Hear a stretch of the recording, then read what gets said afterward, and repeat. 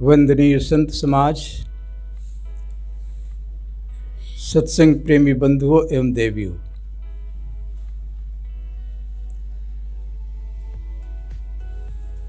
सद्गुरु कबीर ने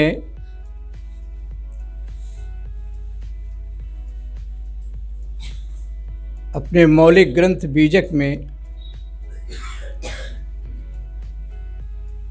चित्र और दर्पण के माध्यम से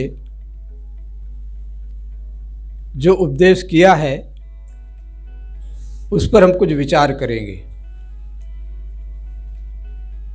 बीजक ज्ञान चौतीसा में वे कहते हैं, चा चित्र रचो बड़ भारी, चित्र छोड़ितै चेत चित्रकारी। जिन यह चित्र विचित्र होए खेला, चित्र छोड़ितै चेत चितेला। और दर्पण के लिए कहते हैं, ज्यों दर्पण प्रतिबिंब देखिए, आप दुहन मा सोए। यह तत्व से वह तत्व है, याही से वह हुए। चित्र और दर्पण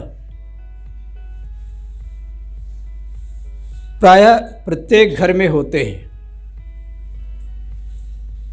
साहब कहते हैं, चित्र रचो बड़ भारी। चित्र कहते हैं फोटो, फिगर, आर्ट पर जो बनाते हैं चित्रकला, ये सारा संसार ही एक चित्रावली है। मानचित्र होता है, पूरी दुनिया का होता है, प्रकृति का होता है, देश का, राज्य का, गांव का। मकान बनाते हैं उसका मानचित्र होता है, सड़क बनाते हैं उसका भी पहले चित्र बना लिया जाता है, कैसे बनाया जाएगा। इन सब चित्रों से हम परिचित हैं। बाहर के चित्र प्रकृति का तो हम नहीं बनाते हैं, लेकिन मान्यताओं का चित्र हम बना लेते हैं। कल्पनाएं, वासनाएं, न मालूम कितने चित्र हम बना लेते हैं। एक युवक और युवती अलग अलग हैं, संबंध नहीं हुआ है, विवाह हो जाता है, पति पत्नी, पुत्र पिता, साला, चाचा, दादा, फूफा। और ये सब चित्र किसने बनाया है? भगवान ने नहीं बनाया है। ये सारे चित्र मैंने बनाए हैं, और ये सारे चित्र बना करके मैं इसमें उलझ जाता हूँ। साहब कहते हैं, चित्र छोड़ितै चेत चित्रकारी। शरीर से लेकर संसार तक जो कुछ दिखाई देता है सब चित्र है, और मन में चित्र है। ये चित्र तो रहेंगे, लेकिन इन चित्रों में फंस करके, इसमें उलझ करके हम दुख पाते हैं। चित्र, इस चित्र की आसक्ति को त्यागने की आवश्यकता है। चित्र छोड़ितै चेत चित्रकारी। इन चित्रों को बनाने वाला कौन है? आप स्वयं हैं। आप स्वयं चित्रकार हैं। आप चाहें तो इन चित्रों की आसक्ति को मिटा सकते हैं। आप में सामर्थ्य है, जो बनाता है वो बिगाड़ सकता है। आसक्ति आप बनाते हैं, उसे मिटा सकते हैं। आदतें, बुरी आदतें आप बनाते हैं, उन्हें मिटा सकते हैं।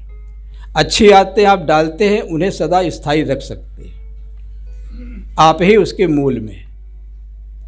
कहा जाता है, किसी विद्यालय में चित्रकला की परीक्षा थी, आर्ट। परीक्षक ने कहा, बच्चों चित्र बनाना है सबको। हरी हरी घास चरती हुई एक गाय का चित्र बनाना है। सभी बच्चों ने चित्र बनाया, जमा किया, अंक मिले। एक परीक्षार्थी था, एक विद्यार्थी था जिसने चित्र नहीं बनाया था। अध्यापक ने पूछा, क्यों बेटा तुमने चित्र नहीं बनाया? कहे, सर बनाया तो था, कहे दिखाई नहीं देता, ये तो कोरा कागज है। कहा सर मैंने बनाया था चित्र, हरी हरी घास बनाई मैंने पहले, और फिर गाय बनाई, तो गाय थी भूखी और वो हरी हरी घास चर गई, इसलिए घास नहीं दिखाई देती। कहा तो गाय तो दिखाई देनी चाहिए। अध्यापक भी विनोदी, जैसे बच्चे ने कहा तो वैसा वो भी पूछ रहा है, तो गाय तो दिखाई देनी चाहिए। कहे सर घास चर करके वो प्यासी थी, नदी की ओर भाग गई, तो इसलिए गाय दिखाई देती है ना, घास दिखाई देती है। चित्र छोड़ते चेत चित्रकारी, इसीलिए साहब ने कोई चित्र नहीं बनाया, कुछ लिखा नहीं, मस कागज छियो नहीं, कलम गही नहीं हाथ, चारे युग का महात्म कबीर मुखई जनाई बात। हमारा मन, हमारा जीवन नाना कल्पनाओं और मान्यताओं से चित्रित है, हमने चित्रित कर लिया है। इन चित्रों को छोड़ना पड़ेगा, चित्र हम ही बनाते हैं। मैं कुछ उदाहरणों के माध्यम से बताऊंगा। कहते हैं कि एक विद्यार्थी, एक कलाकार था, चित्रकार था, वो प्रसिद्ध लोगों के चित्र बनाया करता था, कला आर्ट। तो एक विद्यालय में गया और विद्यालय में उसने कहा, प्राचार्य से मिला कि मैं सबसे प्रतिभाशाली, पढ़ने में हर काम में जो निपुण हो, टॉप करता, उसका चित्र बनाना चाहता हूँ। सबको पता होता है, जो कॉलेज में टॉप होता है, अच्छा होता है, उसको सब जानते हैं। उस विद्यार्थी के सामने उसको ले जाया गया, उसने उसका चित्र बनाया, अपने एल्बम में रखा, पहले और चित्र थे। कालांतर में लगभग 10 वर्ष बाद उसके मन में हुआ कि मैं सबसे ज़्यादा खूंखार, आतताई, बदमाश, और ऐसे लोग कहाँ मिलते हैं? जेलों में मिलते हैं, उसका चित्र बनाओ। पहुंचा, जेलाधिकारी से मिला, बताया अमुक वार्ड में एक है ऐसा अपराधी, खूंखार। वहाँ गया, जिलाधिकारी के साथ में आज्ञा लेकर के, उसको सरिया जो सीखचे होते उसके अंदर रहता है, उसको बाहर नहीं निकालते। सामने खड़ा किया, कहा भाई ये तुम्हारा चित्र बनाना चाहते हैं, खड़े हो जाओ। खड़ा हो गया। जो अंदर जेल में था, जिसका चित्र बनाना था, वो उसको देख करके चित्रकार को थोड़ा सहमा और उसको समझ में आया कि इसको मैंने कहीं देखा है। उसने कहा मैं अपना चित्र तो बनाने दूंगा, क्योंकि जिसका चित्र बनाना है वो अगर स्थिर न हो, आगे न दे, चंचल हो जाए, भाग जाए, तो कैसे बनाओगे? कहा मैं अपना चित्र तभी बनवाऊंगा जब आप अपने एल्बम में जो पहले के चित्र बनाए उनको दिखाएं, तब मैं अपना चित्र बनाऊंगा। उसने दिखाना शुरू किया, बहुत से चित्र बनाए थे पुराने। एक चित्र पर आ करके कहा बस रुक जाओ, और उस चित्र को देखते ही वो आतताई रोने लगा, आंसू उसके आ गए, दुखी हो गया, व्याकुल हो गया। कहा क्या बात है, इस चित्र को देखकर आप ऐसा क्यों हो गए? कहा ये मेरा ही चित्र है, और जब मैं विद्यार्थी था तो मैं टॉप करता था, बहुत अच्छा था, और पढ़ करके जैसे ही बाहर निकला तो कुछ कुसंगी लोग मिल गए, गलत लोग मुझे मिल गए, और उनकी संगत से मैं इतना बुरा हो गया, इतना गलत काम करने लगा कि आज इस स्थिति में। ये मेरा ही चित्र है। व्यक्ति संगत और कुसंगत से क्या नहीं हो सकता। वो चित्रकार प्रसिद्ध था, उसने मुकदमा दायर किया, चित्र छोड़ते चेत चित्रकारी, और उसके सुधार के लिए अपील किया। जो उसकी सजा थी कुछ वर्षों की घट करके वो बाहर आ गया और अच्छा जीवन जीने लगा। हमें चित्र बनाते हैं गलती का और सही का, तो हमारा चित्र कैसा होना चाहिए? जीवन चरित्र चित्रण करते हैं, महापुरुषों के जीवन का चित्र करते हैं ना। तो हमारा जीवन रूपी चरित्र चित्रण ऐसा होना चाहिए, ऐसा जीवन जिए कि हमारा जीवन पवित्रता की ओर, दुर्व्यसनों से मुक्त हो, सद्गुणों से युक्त हो। दूसरा है दर्पण।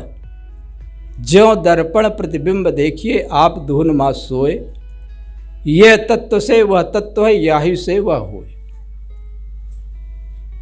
दर्पण में हम अपना चेहरा देखते हैं, सभी लोग देखते हैं, देखना चाहिए। महात्मा सुकरात, दार्शनिक सुकरात अपना चेहरा देख रहे थे दर्पण में, कुरूप थे। किसी ने कहा आपका रूप सुंदर नहीं है, कुरूप हैं, काले हैं, ये दर्पण में देखने से क्यों देखते हैं आप? कहे दर्पण देखना चाहिए। कुरूप मनुष्य को यदि उसका जिसका चेहरा सुंदर न हो, काला हो, कैसा हो, तो प्रकृति की देन है, कोई बदल नहीं सकता। कहा उसे देखकर ये सोचना चाहिए कि मेरा चेहरा कुरूप है, काला है, लेकिन यह क्या मेरा मन भी इसी प्रकार से काला नहीं है? जैसे आप सुन रहे थे, तोंदी कारी ना भई रहा सोट नहीं ओट।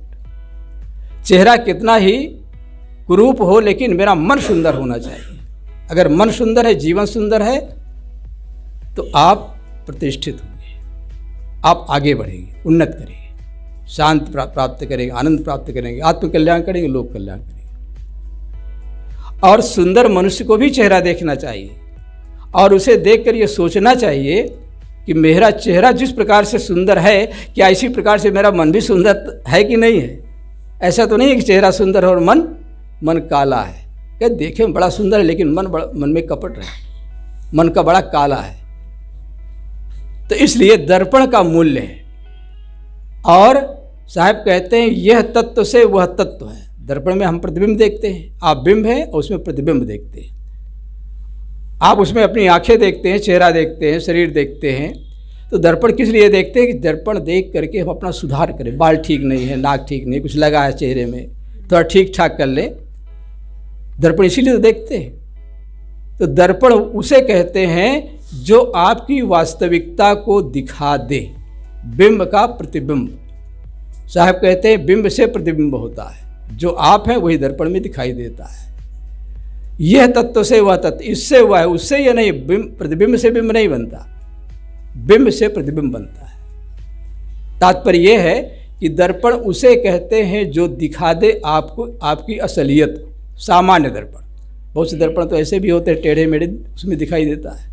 जो सामान्य दर्पण है उसमें आप जैसे हैं वैसा ही आपको दर्पण दिखा देता है, बशर्ते दर्पण साफ होना चाहिए। दर्पण में लागी काई तो दर्श कहाँ ते पाई, दर्शन को जी चाहिए तो दर्पण माजत रहिए। दर्पण साफ हो, निर्मल हो, स्वच्छ हो, तो आप जैसे हैं वैसा ही दर्पण दिखा देगा। और इस अर्थ में वो सारी चीज़ें दर्पण हैं जो आपको आपकी असलियत को बता देते हैं। निज मुख मुकुर बिलो कहु जाई। नारद कहते हैं विश्व मोहिनी का स्वयंवर था, उसको चाहते थे, वरण करना चाहते थे, विष्णु जी से रूप मांगा, सुना होगा। तो विष्णु जी ने नारद को मुँह बंदर का बना दिया। तो मोहिनी जब जयमाला लेकर आती तो सब राजकुमारों की ओर देखती, नारद जी को देखती ही नहीं, उचक रहे थे। तो शिव के गण दो जो बैठे थे वहाँ, उन्होंने कहा निज मुख मुकुर बिलो कहु जाई। पहले अपना मुख तो जा करके देख लो कैसा है मुकुर, दर्पण। कहीं भी हम अपने चेहरे को देख सकते हैं जहाँ स्वच्छ हो, निर्मल, जल हो, कोई शिला हो, थाली में आप चेहरा देख सकते हैं। दर्पण वही है जो आपकी असलियत को दिखा देता है। अब थोड़ा विस्तार विचार करें। जो दिखा दे वास्तविकता को उसे दर्पण कहते हो। इस अर्थ में माता पिता गुरु दर्पण है। माता पिता चलकर जीवन में बता करके दिखा देते हैं। जैसे आप भी सुन रहे थे ना, चलना गिरना, चलने के लिए गिरता है। तो माता पिता कहते बेटा ऐसे चलो, ऐसे बोलो, वो दिखा देते हैं, करके दिखा देते हैं, बोल के दिखा देते हैं। इसलिए दर्पणों का आदर होना चाहिए। वे हमारी अच्छाई को भी दिखा देते हैं, बुराई को भी दिखा देते हैं। और इसलिए दिखा देते हैं कि आप बुराई को दूर करो और अच्छाई को ग्रहण करो। माता पिता गुरु, गुरु दर्पण है। माता पिता और गुरु ये सब हमें अच्छी राह बता देते हैं, दिखा देते हैं, चल करके दिखा देते हैं। माता पिता गुरु ये सदा नहीं मिलते, साथ में नहीं रहते। साहित्य दर्पण है। महापुरुष ज्ञानी जन अपने अनुभव को साहित्य में लिख देते हैं। तो साहित्य को पढ़ करके, अध्ययन करके आप देख सकते हैं, जान सकते हैं कि हमें कैसा होना चाहिए। हाँ, साहित्य वही साहित्य मननीय चिंतनीय है जिसमें प्रेरणा मिले जीवन के लिए। ऐसे भी साहित्य हैं, ऐसी भी किताबें जिनको पढ़ करके आपका मन भटक जाए, गलत मार्ग में चले जाए। भ्रमपूर्ण, अनेक प्रकार के ग्रंथ हैं। तो वह साहित्य जो आपको जीवन में प्रेरणा दे, तो साहित्य हमें दिखा देता है। दर्पण, जैसे देखो हमारे प्रिय संत श्री राम जी ने गुरुदेव जी का लिखा सदगुरु श्री अभिलाष साहब जी जीवन दर्पण, उनका दर्पण, जीवन दर्पण। सबको जीवन दर्पण रखना चाहिए। यहाँ पुस्तक है, आप पढ़ें तो भी रखिए और नहीं पढ़ें तो रखिए, जो आपके बच्चे वो पढ़ें। जीवन दर्पण यहाँ पुस्तक है। तो महापुरुषों का जीवन दर्पण साहित्य में होता है। साहित्य दिखा देता है। साहित्य का अध्ययन करना चाहिए, अच्छे ग्रंथों का अध्ययन करना चाहिए। स्वाध्याय तो साहित्य दर्पण है। माता पिता गुरु साहित्य, ये सदा साथ नहीं रहते, इसलिए समाज भी तो दर्पण है। समाज दर्पण है। समाज दिखा देता है कि आपको कैसा होना चाहिए। समाज में चारों ओर लोग हैं। आप गलत करोगे तो समाज के लोग टोकेंगे, अच्छा करोगे तो आपकी प्रशंसा करेंगे। समाज के लोग क्षमा नहीं करते। हमारे माता पिता गुरु क्षमा कर देते हैं, लेकिन समाज में चारों ओर तरह तरह के लोग हैं। समाज दर्पण है। एक भक्त है, एक साधु है, रास्ते रास्ते जा रहा है, किसी मधुशाला में कोई शराबी बैठा है और आपका मित्र है, उसने बुला लिया, थोड़ा आप आइए बैठिए थोड़ी देर। आप चले गए, आप पीते नहीं हैं, बैठ गए केवल, और वहीं आपका परिचित कोई मिल गया तो क्या कहेगा? भगत जी आप यहाँ कैसे, बाबा जी आप यहाँ कैसे। मतलब और लोग बैठे तो कोई बात नहीं, लेकिन भगत को नहीं, कंठी बांध करके तो झूठ बोलता है। प्रतीक है। तो आप कहीं भी चले जाओ, दर्पण चारों ओर लगे हैं। गलती करोगे तो केवल बताएंगे ही नहीं, गलती करोगे दंड देंगे, जेल, मार काट, फांसी सब देने को तैयार है। इसलिए समाज का मूल्य है। सामाजिक नियमों का, सामाजिक कानून का उल्लंघन करना ये अपराध ही नहीं, हमारे जीवन को भी बर्बाद करता है। इसलिए समाज दर्पण है, दिखा देता है। समाज का मूल्य है। मनुष्य एक सामाजिक प्राणी है, जंगल में नहीं रहता नंगा। इसलिए समाज के नियमों के अनुसार चलें, कर्तव्य का पालन करें जहां भी है। समाज दर्पण है। ये सारा संसार ही एक दर्पण, शीश महल है। जैसे दर्पण में आप चेहरा देखते हैं, ऐसे ये सारा संसार दर्पण है। और ये सारे दर्पण जो बताए गए ये सब दिखाई देते। थोड़ा हम और सूक्ष्मता में जाए, हमारा मन दर्पण है। तेरा मन दर्पण हो जाए। दर्पण में हम क्या देखते हैं? चेहरा। मन में है हम जगत देखते, मन को छोड़ नहीं जगलेश। हम मन में संसार को देखते हैं। मन में इस सारे संसार को देखते हैं। सारा चलचित्र, जैसे आप सिनेमा चलचित्र में देखते हैं, वैसे मन रूपी दर्पण में सब प्रतिबिंब दिखाई देते हैं। और मन में हमारे जैसा होता है, मन में जैसे विचार होते हैं, हमारा विचार दर्पण है। हमारे अंदर विवेक का दर्पण भी है, विचार दर्पण है। मान्यताएं जो भी हम मन में संजो रखे, स्मृतियां, कल्पनाएं, सब दर्पण के समान, प्रतिबिंब के समान मन में होते हैं। और जैसा हमारा मन होता है वैसा ही हम संसार को देखते हैं। दूसरे शब्दों में कहें, जैसी दृष्टि वैसी सृष्टि, जैसी नज़र तैसे नज़ारे। नज़रें बदली तो नज़ारे बदल गए, किश्ती ने रुख बदला तो किनारे बदल गए। आप सुनते हैं, नज़र का ऑपरेशन हो सकता है, लेकिन नज़रिए का ऑपरेशन नहीं हो सकता है। वो तो आपको ही बनाना पड़ेगा। और ये मत सोचना कि दृष्टि केवल आपके पास है, अंधे के पास नहीं है। अंधे की भी दृष्टि होती है। अंधा भी देखता है। कैसे देखता है? मन की आंख से, विवेक विचार की आंख से। कहते एक अंधा था, उदाहरण के द्वारा बात समझ में आ जाती है। कहते एक अंधा था और अकेला था, भिक्षा मांग लेता था, कहीं मांग जांच करके खा लेता था। घर था उसका पुराना, परिवार के लोग मर गए थे। और जब घर खा पी करके आता, शाम को कहीं से खा पी के आ जाता, जो भिक्षा मिलता, तो आता और अपने घर के दरवाजे के बाहर छप्पर पड़ा था, चबूतरा था, सामने गली थी, देहात की बात है। तो उस पर वो दीपक जला करके बैठ जाता। ध्यान से सुनना। जब वो दीपक जला के बैठा था तो किसी व्यक्ति ने पूछा, बाबा आप अंधे हो, अब आपको दिखाई नहीं देता, ये तेल क्यों जलाते हो, क्यों दीपक लेकर बैठते हो? तो उस अंधे ने जो कहा बहुत मार्मिक बात कही कि मैंने इस अंधेरी गली में, इस गली में बहुत सी ठोकरें खाई हैं, और जब ठोकर लगती है, चबहेट जिसे कहते हैं, तो कितना दर्द होता है, खून भी निकल आता है। तो मैंने जो चोटें खाई हैं इस अंधेरी गली का, यहाँ प्रकाश नहीं था, मुझे दिखाई नहीं दिया, इसलिए मैंने चोटें खाई हैं। और मैं दीपक इसलिए जला के बैठता हूँ कि इस गली से गुजरने वाले लोगों को ठोकर न लगे। मुझे लगी लेकिन लोगों को न लगे। ये परोपकार की दृष्टि होनी चाहिए। हम स्वयं कष्ट सह करके, स्वयं अंधेरे में रह करके भी दूसरों को प्रकाश दिखा सकते हैं। अंधेरे में रहने का मतलब अज्ञान में नहीं, मतलब दूसरों को हम प्रकाश दें, ज्ञान दें, विचार दें। क्या दे सकते हैं ये दें। वो अंधा कहीं किसी मंदिर में गया, बहुत भीड़ थी, कृष्ण जी की मूर्ति थी, भगवान जिसे कहते हैं, भगवान की मूर्ति, भगवान विराजमान थे। कृष्ण जन्माष्टमी थी, लोग जा रहे थे भगवान के दर्शन के लिए, भीड़ थी।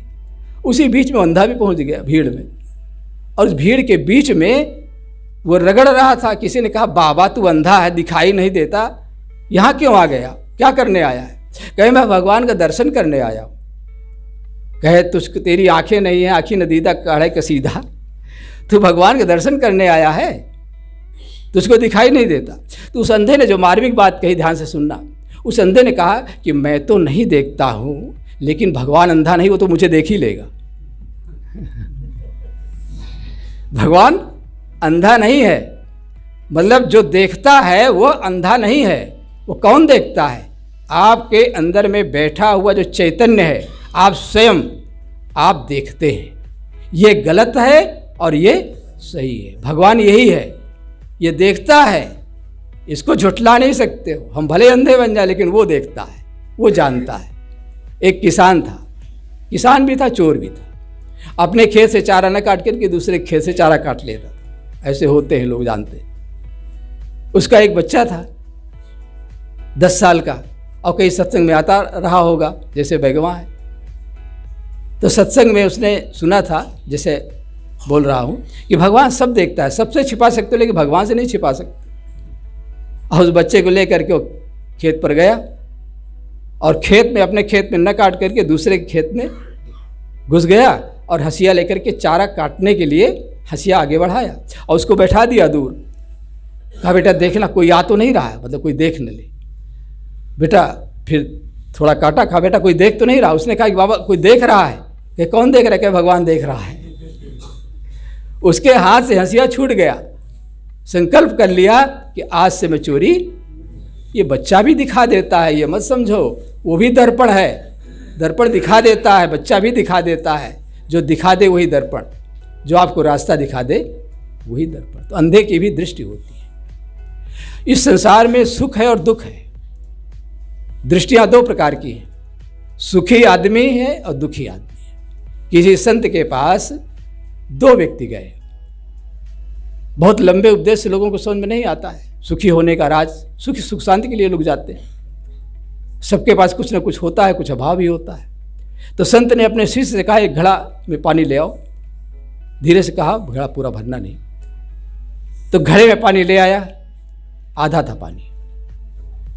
तो एक से पूछा, ये बताओ तुम, घड़े में पानी कितना है? तो एक कहता है घड़ा आधा भरा है। ध्यान से सुनना। एक ने कहा घड़ा आधा भरा है, दूसरे ने कहा घड़ा आधा खाली है। बातें सच है ना?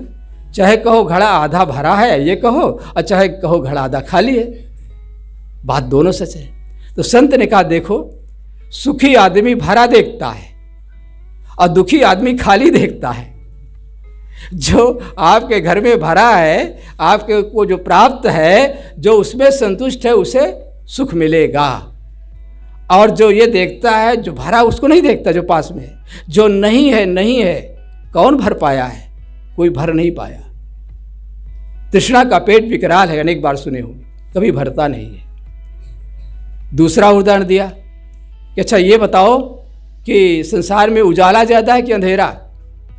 तो एक ने कहा उजाला, एक ने कहा अंधेरा। जिसने कहा उजाला, कहे उजाला बताओ कैसे ज़्यादा उजाला है। तो उसने कहा दिन होता है, उसके बाद रात होती है और फिर दिन होता है। 12 घंटा दिन, फिर 12 घंटा रात, फिर 12 घंटा दिन। 2 दिन के बीच में एक रात होती है। तो उजाला ज़्यादा है, अंधेरा कम है। 2 दिन फिर बीच में रात। दूसरे से कहा तुम बताओ क्यों अंधेरा कहा।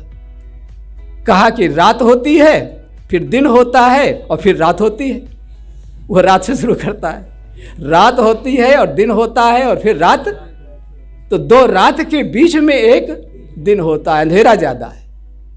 संत ने कहा कि जो उजाला देखता है, प्रकाश में रहता है, ज्ञान में रहता है, वो सुखी होता है। और जो अज्ञान में, अंधेरे में, अविद्या में पड़ा रहता है, वो अंधेरा ज़्यादा देखता है, प्रकाश उसको थोड़ा मिलता है लेकिन उसको समझ में नहीं आता है। जाकी रही भावना जैसी प्रभु मूर्ति, देखी तिन तैसी। जैसी दृष्टि वैसी सृष्टि। जो दर्पण प्रतिबिंब देखे आप धुन मा सोए, यह तत्व से वह तत्व है, यही से वह हो। जैसे आपका मन है, आपकी मन की भावना है, विचार है, वैसे आपको संसार दिखाई देता है। एक चिड़िया थी, तो कुछ लोग जा रहे थे रास्ते रास्ते, साथी थे, मित्र थे। तो चिड़िया अपनी बोली चिड़िया की भाषा नहीं होती, बोली होती है। हर जीव की बोली होती है, हर प्राणी की भाषा मनुष्य की इजाद है। तो चिड़िया अपनी बोली में बोल रही थी। तो उनमें एक ने कहा, एक हिंदू था, मुसलमान था, पहलवान था, ऐसे कई लोग थे। तो हिंदू ने कहा कि ये चिड़िया जानते हो क्या कह रही है? कह रही है कि राम लक्ष्मण दशरथ, राम लक्ष्मण दशरथ। तो मुसलमान ने कहा नहीं ऐसा नहीं, ये कह रही है सुभान तेरी कुदरत, सुभान तेरी। तो पहलवान ने कहा ये नहीं, ये कह रही दंड मुगदर कसरत, दंड मुगदर कसरत। तो एक वैद्य था, उसने कहा मिर्च लोन अदरक, ये कहे मिर्च लोन अदरक कह रही है। एक तंबोली था उसमें, उसने कहा ये कह रही पान पत्ता ढकरक। हम जैसे होते हैं वैसे संसार दिखाई देता है, मन की भावना के अनुसार। कहते हैं, एक दिन मैं बता रहा था, कहते हैं जबलपुर जब ये ट्रेन नहीं चलती थी ना, और जब पहली बार ट्रेन चली जबलपुर से कलकत्ता के लिए, तो उस समय 6 रुपया नहीं 6 पैसा उसका किराया था। तो कभी तो सब जगह होते हैं, जो नहीं पढ़ा वो भी बना लेता है कुछ ना कुछ। तो गाड़ी जब चलती है तो क्या करती थी, कोयले की आगे गाड़ी छक छक छक छक। तो एक ने अपना बना लिया कुछ पंक्तियाँ, कहा ये गाड़ी जानते हो क्या कहती है? कहती है जबलपुर से 6 पैसा धर दे पैसा चल कलकत्ता। ये गाड़ी जो 6 कह रही, कहती 6 पैसा रखो, टिकट लो और चलो कलकत्ता चलो। तो गाड़ी थोड़ी ऐसा कह रही थी, हम मन में बना लेते हैं, हमारे मन में सब चलती रहती है रील, और वैसा प्रतिबिंब हम संसार में प्रतिबिंबित करते हैं। इसी पर याद आ गया, कहते हैं लंका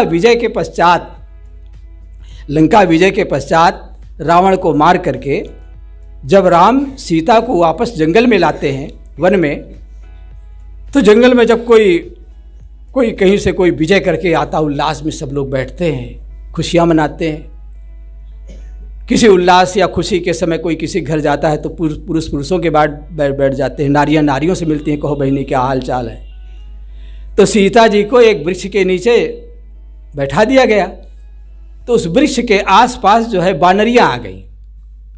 धर्म ने तो उन्हें बंदर बना दिया, वनवासी, लेकिन बंदर की जैसे कथा है, बानरियाँ उसको घेर ली, बंदरिया जिसे कहते हैं, बंदरिया यानी नारी समाज सीता के चारों ओर बैठ गए। तो एक वानरी जो है सीता की प्रशंसा करती है, उसके सौंदर्य की। अहो सुरम्यम वदनारविंदम सुनासिका बिंब फलाधरोष्ठम प्रफुल्ल पद्मायत लोचनाय पुच्छम बिना तुच्छमिदम ही सर्वम। सौंदर्य का वर्णन होता है, चंद्रमुख, कमल मुख, कैसा सुंदर चेहरा है इसका। तो वानरियों में से एक ने कहा अहो सुरम्यम वदनारविंदम, ध्यान से सुनना, सोना नहीं, सीता का चेहरा बड़ा सुंदर है। अहो सुरम्यम वदनारविंदम सुनासिका, इसकी नाक बड़ी सुंदर है। जैसे छोटे छोटे बच्चे होते हैं, इसकी नाक बिल्कुल सुबह टोट की तरह। ऐसे नारी नर नारी के सौंदर्य का वर्णन करते हैं। कभी वर्णन करता है कि एक अंग का वर्णन करते हैं, कलम तोड़ देते श्रृंगार रस में। यहाँ गोस्वामी जी संत है लेकिन वो भी वर्णन कर रहे हैं, वाल्मीकि जी की, वाल्मीकि। तो अहो सुरम्यम वदनार बिंदम सुनासिका, चेहरा सुंदर है, नासिका सुंदर है, और नेत्र कमल के फूल के समान कमलवत नेत्र है, कमल नयन, चेहरा सुंदर है, नासिका सुंदर है, कमल नयन, प्रफुल्ल पद्मायत लोचनाय,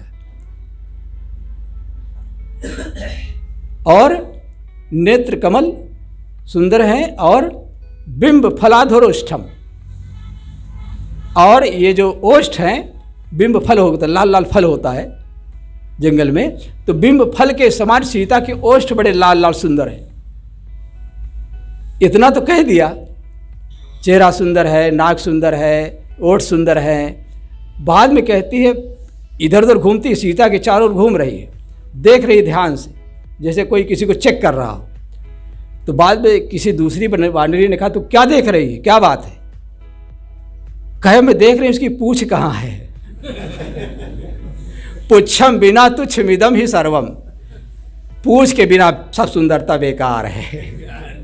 जेके पूछ ना होए वो कौन सुंदर है? अरे भाई, जब आप जहाँ जाते वहाँ कोई पूछता न, अरे हम वहाँ नहीं जाएंगे, वहाँ हमें कोई उसका चाय पानी का नहीं पूछता है, हमारी कोई इज्जत नहीं है। बाढ़ी पूछ किए ने कभी खेला, पूछ न होती तो लंका जलती नहीं, सीता वापस ही नहीं आती। पूछ की बड़ी करामात है, जहाँ पूछ होती वही जा, पूछे नहीं आदर, लेकिन आपकी पूछ वही होगी जब आप अच्छे आचरण करेंगे, आपके अच्छे विचार होंगे, आपका मन रूपी दर्पण जब निर्मल होगा, स्वच्छ होगा। गोस्वामी जी एक मंदिर में गए, कृष्ण जी के मंदिर में, और वहाँ पर उन्होंने कृष्ण जी की सुंदर मूर्ति देखी। तो वे कहते हैं, कहा कहो छवि आज की, भले बने हो नाथ, तुलसी मस्तक तब नवे धनुष बाण लो हाथ। राम भगवान के दोनों अवतार माने जाते हैं, राम और कृष्ण दोनों, लेकिन तुलसीदास जी के उपासक, गोस्वामी जी के उपासक कौन थे? राम, जो धनुष लिए हो।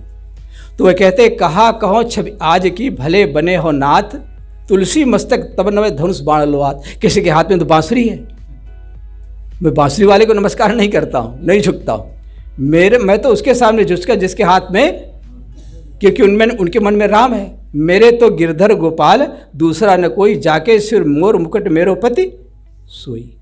अपना इष्ट होता है। सभी गुरुजन आदरणीय होते हैं, सबका आदर करना चाहिए, लेकिन जिन्होंने हमें ज्ञान दिया, विचार दिया, बोध वैराग्य दिया, जिन्होंने हमें आगे बढ़ाया, वे हमारे इष्ट परम पूज्य होते हैं। इसलिए सभी गुरुजनों का आदर होना चाहिए, लेकिन जब मन में हमें आदर का भाव, हमारा जीवन सुंदर हो, हमारा आचरण सुंदर हो, हमारी दृष्टि सुंदर हो। तो मैं कह रहा था कि आपकी दृष्टि सुंदर होगी, आपके विचार सुंदर होंगे, तो आप हर जगह सौंदर्य देखेंगे, अच्छाई देखेंगे।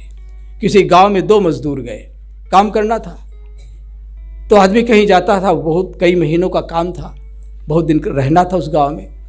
तो गांव के बाहर एक नीम के पेड़ के नीचे एक बूढ़ा बैठा, दोनों आसपास गांव के थे। तो एक ने पूछा, बाबा इस गांव में काम करना है, बहुत काम लगा हुआ, कई मकान बन रहे हैं, कुछ दिन रहना है, और जहाँ अपरिचित गांव है, इस गांव के लोग कैसे हैं? तो बूढ़े ने कहा, अच्छा ये बताओ, तुम जिस गांव से आए उस गांव के लोग कैसे? अरे कहे, महाराज बहुत बदमाश, लुच्चे लफंगे, बहुत बुराई की। कहा, तो यहाँ उससे भी खराब लोग हैं, लुच्चे लफंगे। दूसरे ने कहा, बाबा हमको भी बताओ, ये तो सही सही बताओ ठीक से।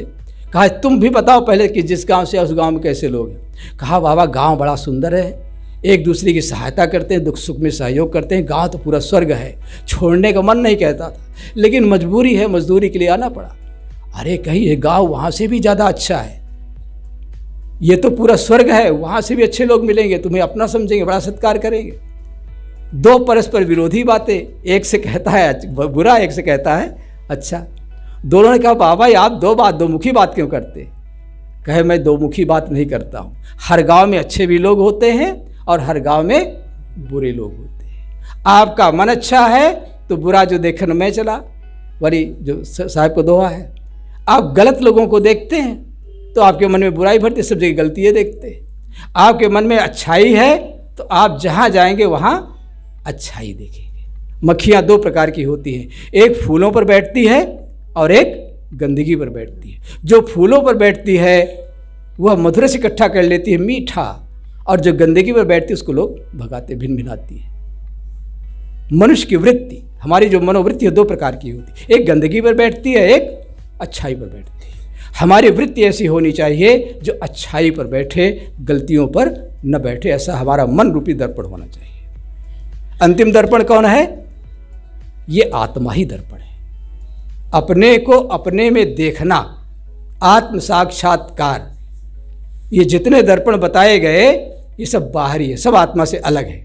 और इन दर्पणों का भी मूल्य है, इन दर्पणों की अवहेलना नहीं करनी चाहिए। जब तक जीवन है इन दर्पणों का आदर करना चाहिए। लेकिन इन दर्पणों के साथ साथ हम जब तक आत्म दर्पण का निरीक्षण नहीं करेंगे, नहीं समझे कि आत्मा रूपी दर्पण क्या है, हमारे जीवन का दुख नहीं मिट सकता है। आत्म साक्षात्कार, आत्मदर्शी बनो, अपने को अपने में देखना। वैसे भी व्यवहार में जब कोई गलती किसी को बताते तो लोग कहते पहले अपने को देख, मुझे क्या देखता है, जाके अपन शीशा मुंह देख ले। तो कहने का मतलब ये है कि जब हमारा जीवन गलती की ओर न हो, अच्छाई की ओर हो, और सद्गुणों की कमाई करते करते इतना हमारे में योग्यता आ जाए, संतों के संग में आकर के, विचारों साहित्य पढ़ करके, कोई ठोकर किसी को लग गई हो, अकल आ जाए, तो हमें सोचना चाहिए कि हमें अपने जीवन में क्या करना चाहिए। मैं कौन हूँ ये जानने का अभ्यास करना चाहिए।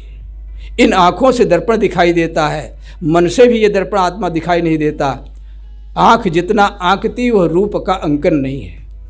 देखना तो दृष्टि का व्यापार है, दर्शन नहीं है। देखने के बाद जितना अनदिखा है रूप है वह, देखना तो दृष्टि का व्यापार है, दर्शन नहीं है। अभी आप सुन रहे थे ना पूर्व प्रोक्ता संत जी के द्वारा कि उसने अनेक कमरे दिखाए और एक कमरे में जहाँ ध्यान होता था उसको कहता यहाँ कुछ नहीं होता। तो जब आप अपने ध्यान में बैठेंगे, समाधि में बैठेंगे, तो वहाँ कुछ दिखाई थोड़े देगा, न कोई बिंब प्रतिबिंब, वहाँ कुछ भी दिखाई नहीं देता।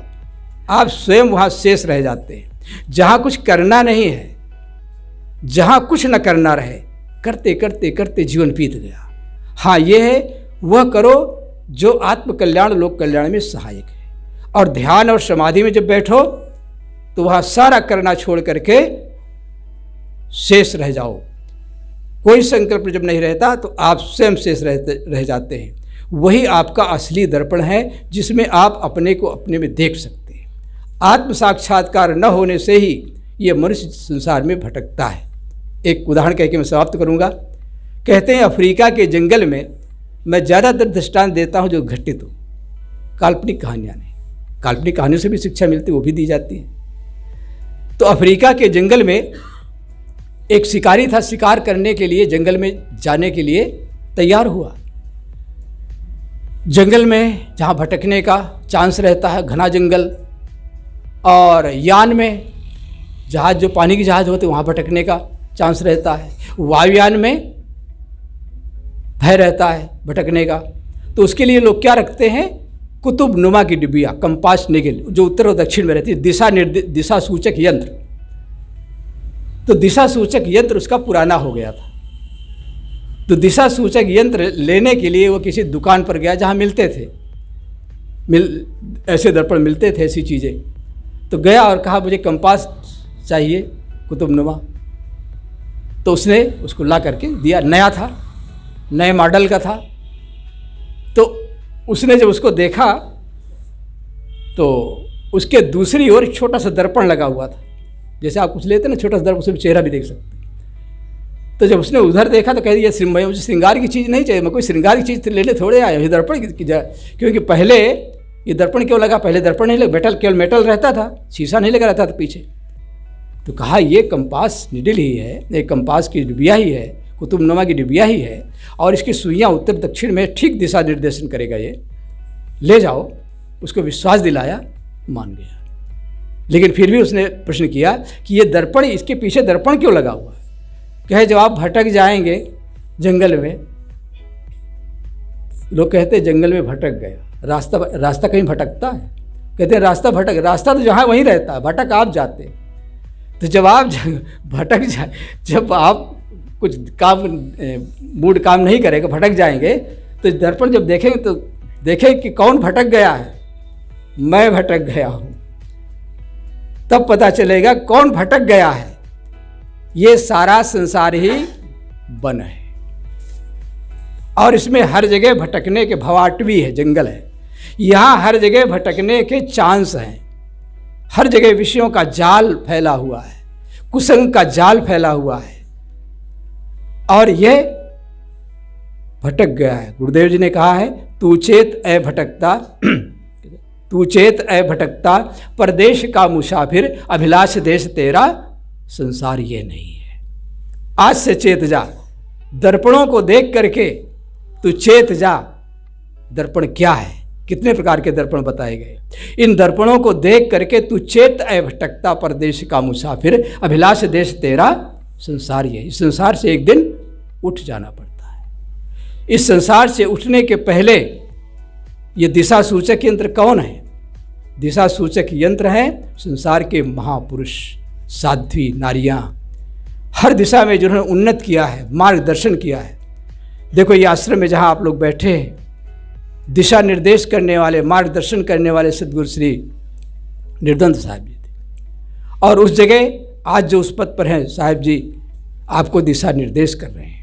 ये दिशा सूचक यंत्र हैं, ये उत्तर दक्षिण डगमगाते नहीं हैं, ये आपको दिशा निर्देश करते हैं, संत निर्देश करते हैं। ये दिशा निर्देश करने के लिए ही ये सत्संग का मासिक आयोजन होता है। आप यहाँ से दिशा निर्देश लेकर जाएं और उस पथ पर चलें, यही यहाँ आने की सफलता है।